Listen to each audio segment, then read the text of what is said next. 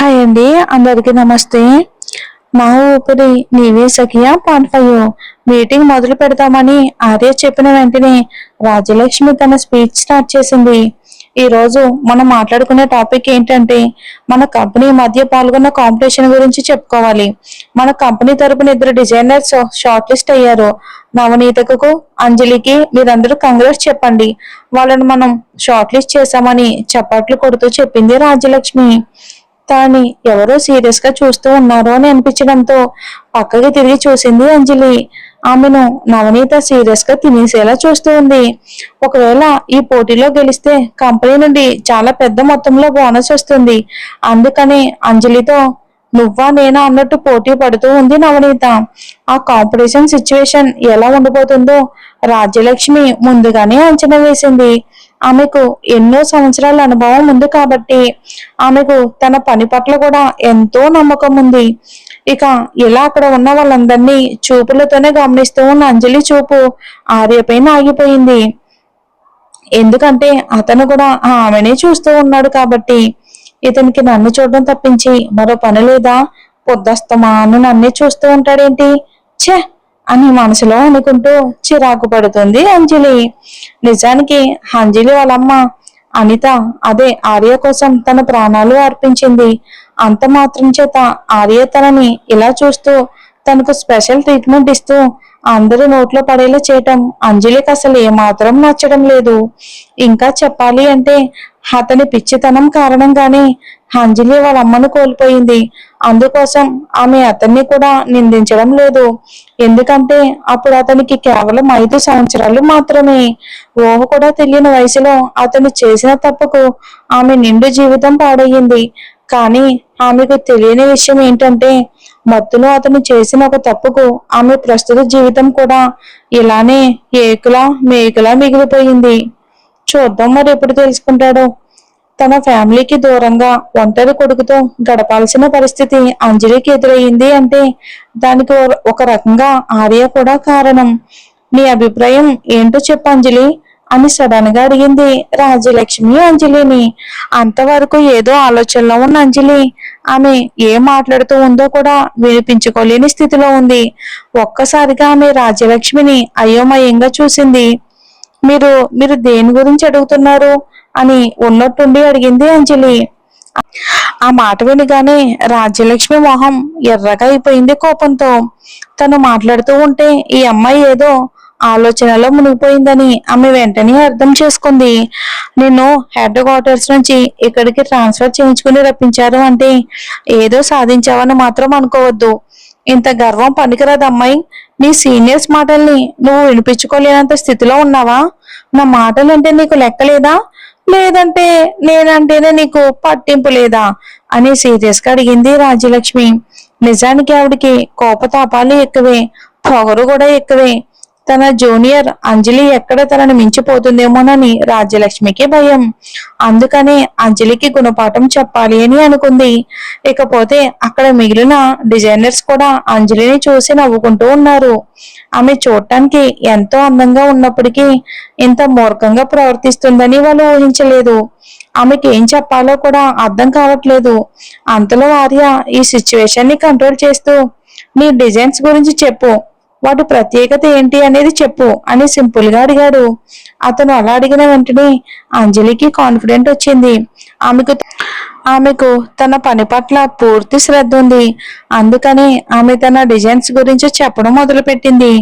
అందరూ గోల్డ్తో జ్యువెలరీ చేస్తే నేను ప్లాటినంతోనే చేస్తున్నాను. ప్లాటినం గోల్డ్ లా కరిగిపోదు, డైమండ్ కంటే కూడా ఎక్కువ కాలం మన్నికుంటుంది. పైగా ఇది అరుదైన మెటీరియల్ కాబట్టి దాని ధర కూడా ఎక్కువే. ఇంకా చెప్పాలి అంటే చాలా మంది ప్లాటినం జ్యువెలరీ కలెక్షన్ చేసి పెట్టుకోవాలి అని అనుకుంటారు. మన టార్గెట్ కస్టమర్స్ కేవలం ఎవరైతే లగ్జరీ ఐటమ్స్ కొనుక్కోవాలి అనుకుంటున్నారో వాళ్ళు మాత్రమే. అందుకని వాళ్ళకు నచ్చినట్టుగానే సింపుల్ గా స్టైలిష్ గా ఉండేవి డిజైన్ చేశాను అని చెప్తూ పోయింది. ఆమె చెప్తూ ఉంటే ఆమెని సీరియస్ గా చూస్తూ ఉన్నాడు ఆర్య. మరోవైపు అంజలి ఇలా చెప్పడం ముగించిందో లేదో ఆమెను తక్కువ చేసి మాట్లాడడం మొదలు పెట్టింది నవనీత. సింపుల్ గా చెప్పాలంటే నువ్వు చాలా కాస్ట్లీ జ్యువెలరీ డిజైన్ చేసావన్నమాట. ఏమోలే, నేను మాత్రం నీలాగా అలాంటి పిచ్చి పనులు చేయటం లేదు. నేను ఫ్యాషన్ ఎలిమెంట్ మీద ఫోకస్ చేశాను. ఎందుకంటే ట్రెండ్ అనేది మారుతూ ఉంటుంది. ఈ రోజు వచ్చిన డిజైన్ రేపు జనాలకి నచ్చుతుందని లేదు. జ్యువెలరీ విషయంలో ఎవరు కూడా కలెక్షన్ చేసి పెట్టుకోరు. అదేమైనా మ్యూజియంలో పెట్టుకోవాల్సిన వస్తువా? పార్టీలలో ఫంక్షన్లో ట్రెండీగా కనిపించాలి అంటే ట్రెండ్ కు తగ్గట్టుగానే జ్యువెలరీ ఉండాలి. నేను డిజైన్ చేసినవన్నీ కూడా మార్కెట్ కి తగ్గట్టుగానే ఉన్నాయి అని చెప్పింది నవనీత. ప్రతి ఒక్క ఐటెం కి దానికంటూ ఒక ప్రత్యేకత ఉంటుంది అని సింపుల్ గా చెప్పేసింది అంజలి. ఇలా వాళ్ళిద్దరి మధ్య కొంతసేపు డిస్కషన్ పూర్తయిన తర్వాత ఆ మీటింగ్ ఇక ముగిసిపోయింది. ఆర్య వాళ్ళందరి వాదనలు వింటూ ఉన్నాడు కానీ ఏమీ మాట్లాడలేదు. ఓకే ఓకే, మీరందరూ వెళ్ళొచ్చు అని చివరగా చెప్పింది రాజ్యలక్ష్మి. అంజలి, నువ్వు మాత్రం ఇక్కడే ఉండు, మిగిలిన వాళ్ళందరూ వెళ్ళండి అని చెప్పాడు ఆర్య. సరిగ్గా అదే సమయంలో అంజలి నీళ్లు తాగుతూ ఉంది. అతను తనను మాత్రమే ఒంటరిగా అక్కడ ఉండమని చెప్పేసరికి ఆమె ఒక్కసారిగా పొలమారింది. అప్పటికే ఆమె చుట్టూ ఉన్న వాళ్ళందరూ కూడా ఆమెను అసూయతో చూస్తూ ఉన్నారు. ముఖ్యంగా నవనీత అంజలిని చూసి అసహించుకుంటూ ఉంది. అంజలి కావాలని తన అందాల ఆరబోత వేసి ఆర్యను ఆకట్టుకుంటుంది అని ఆమె బలంగా ఫిక్స్ అయిపోయింది. ఇక అంజలికి నోటమాట రాలేదు. అందరినీ వెళ్ళిపోమని కేవలం తనను మాత్రమే అతను ఎందుకు ఉండమన్నాడు అని ఆమె ఆలోచిస్తూ ఉండిపోయింది. కంపెనీలో తన సిచ్యువేషన్ ఎలా ఉందో అతనికి అర్థం కావట్లేదా?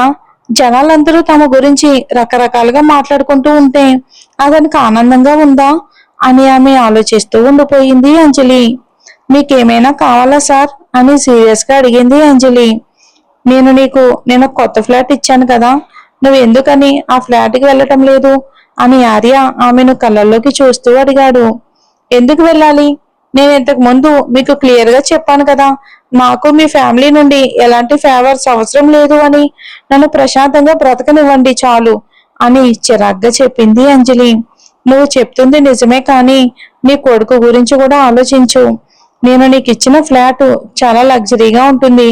అక్కడ అన్ని రకాల సదుపాయాలు ఉంటాయి. అంతేకాకుండా అదే కమ్యూనిటీలో ప్లే స్కూల్ కూడా ఉంది. నీ కొడుకుని నువ్వు అక్కడే జాయిన్ చేయొచ్చు.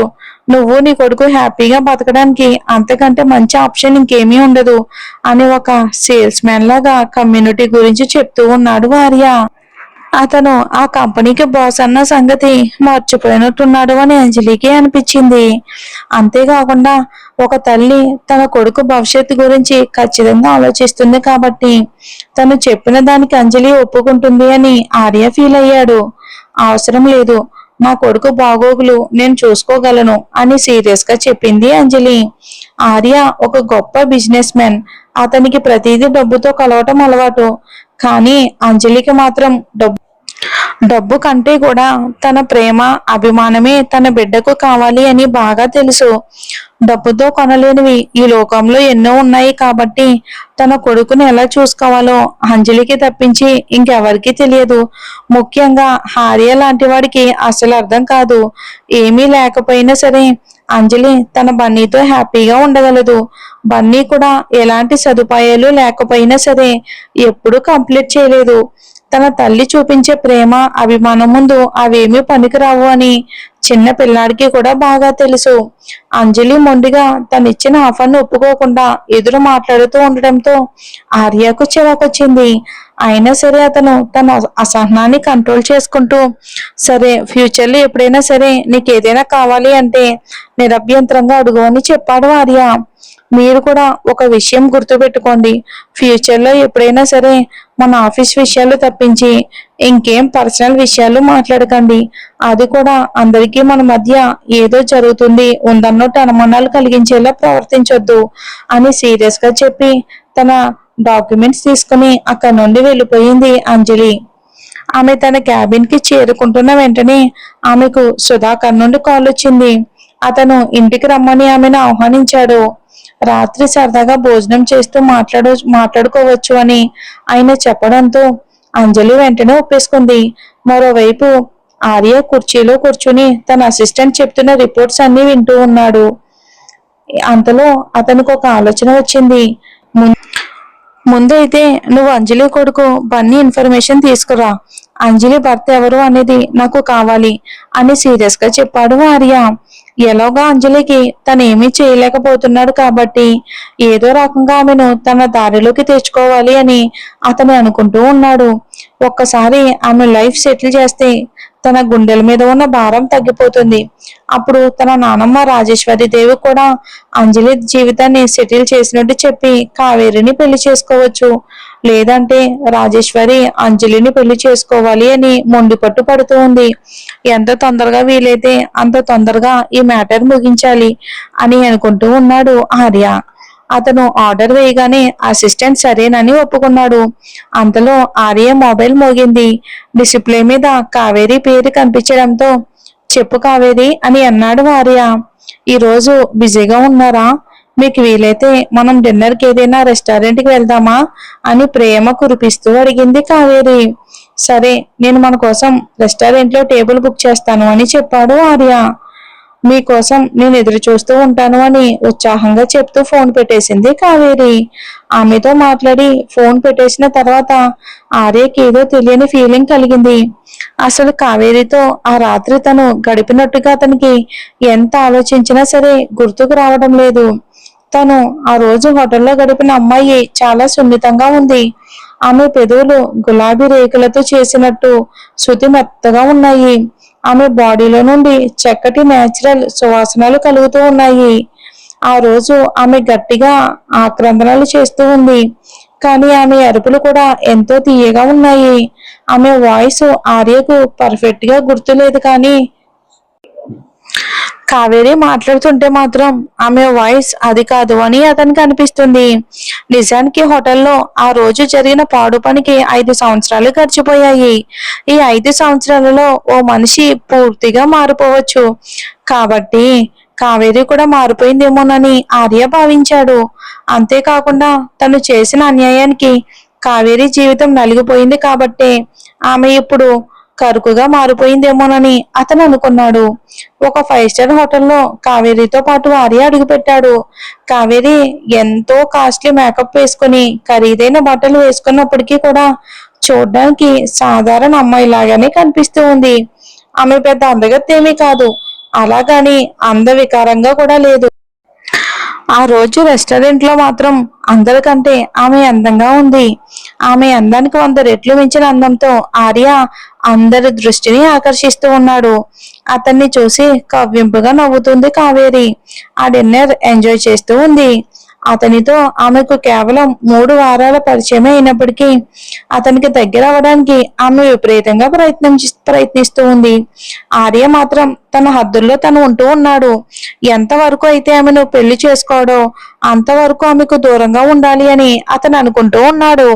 ఇకపోతే తనకు లభించిన ఆ ఐశ్వర్యానికి అదృష్టానికి మురిసిపోతూ ఉంది కావేరి. ఏ క్షణమైనా సరే ఈ అదృష్టం దూరం అయిపోతుందేమోనని ఆమెకు భయంగా కూడా ఉంది. ఎంతో కాస్ట్లీ డ్రెస్ కూడా ఆమె చిటికలో కొనుక్కోగలుగుతూ ఉంది.